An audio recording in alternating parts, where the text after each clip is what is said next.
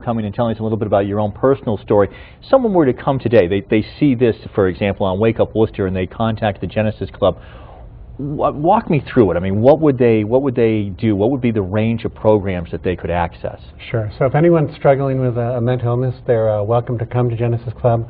We don't have a waiting list, even though the state budgets have been cut and other budgets have been cut. We decided not to have a waiting list, so we're out there trying to continue to raise enough money to keep our doors open, which we have now. So an individual will come in and they'll see what's going on. The whole idea of the clubhouse, which, by the way, Hank, is an international human rights movement, as we call it. There are 400 clubhouses in the world, Genesis being one of those 400, and to be quite honest, one of the better ones around. We're an international training base. But so a clubhouse is a real different model. This kind of goes back to what Kitty was saying about everybody's equal.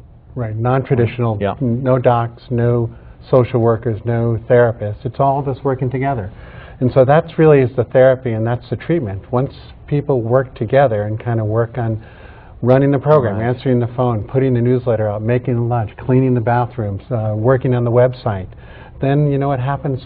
Their skills and their talents and their confidence starts to emerge again. If you have a mental illness, you've lost your dignity, you've lost respect, you've lost your job, probably have lost your family and your friends. So what Genesis Club does is kind of we rebuild that up until the opportunity. Someone may say, I want a chance to go back to employment.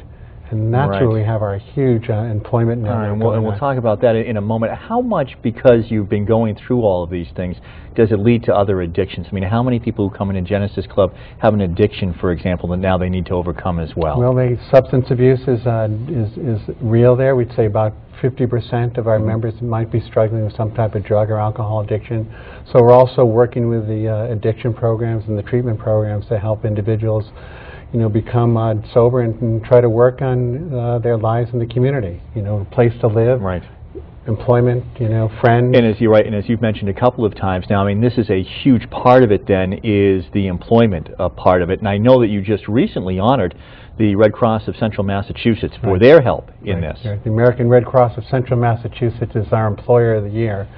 Every year, the Massachusetts Clubhouse Coalition, the 32 clubhouses in Massachusetts, have a statewide event down at the State House, where Lieutenant Governor Tim Murray's been there and has done some talks. We're hoping to get the governor to welcome all the employers. But our employer this year is the American Red Cross of Central Massachusetts. They've been great. We've been with them the last 4 or 5 years, and they've hired 5 to 6 of our members in some really difficult jobs as proctors and clerks over there at the Red Cross. UMass Medical School probably is our biggest employer. Commonwealth Medicine and UMass Medical School and the Research Center.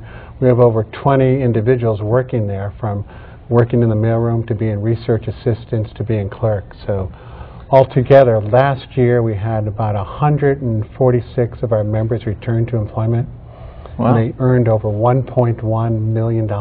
Fantastic, but really, I mean, that self-confidence, becoming, you know, kind of getting back into society a little bit instead of being on the fringes. Because it sounded to me, Kitty, and I'm trying to put words in your mouth, but as if part of it was that you felt as if you were being sort of marginalized, that people were kind of pushing you out to the side. Yeah, it feels that way because you don't fit the social norm. And when you don't fit the social norm, you're sort of on the outside trying to figure out where you fit in.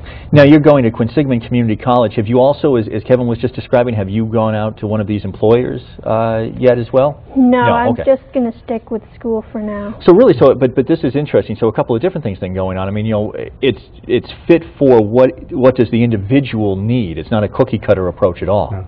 It's employment, education, housing, and community friends. I mean, you know, if you have a job and maybe go to school and have some friends in a community, it's, you know, that's pretty good. You know, so absolutely. You know, it's not that different than what anyone else may want. Kitty, did I hear now? Let me follow up on this. Kevin had said earlier also about the way in which now you were taking charge. You were kind of leading the charge in a couple of different things. How are you taking what has been going on over the last couple of years and now helping some others?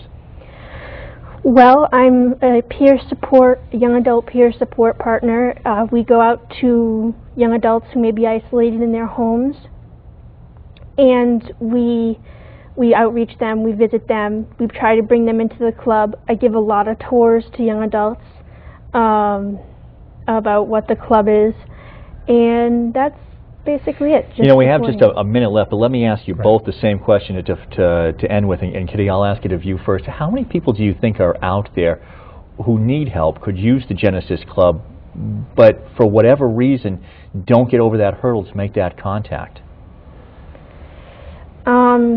I think there are a lot more people, even if it's just in Worcester, that have a mental illness and that they haven't gotten out of bed in 2 days, or Right. you know, things like that. I mean, that's exactly what's been going through my mind, that it must be so hard for someone to come and make that initial contact. Yeah. Once they make the initial contact, it's not all that difficult. It's a very friendly environment. Right. And we're all working together to try to help individuals move on with their lives. Is it denial that we just don't want to admit that we need help, or that's just part of the illness, maybe? Part of it is stigma.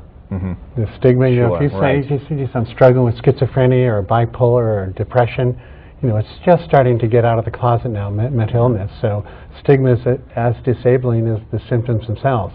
Right. So it's really, that's why our employers are so great, because they say, look, the Genesis members work as well as anyone else we can hire. So they're thrilled with our members, even though they're struggling, great. They move on. Congratulations on 21 great years. Thank you. Yeah. Getting the word out there, so it certainly is not going to be one of the best kept secrets in Worcester. People are going to be coming and seeking out help. And we appreciate you coming by. Kitty, thank you for coming by today as well.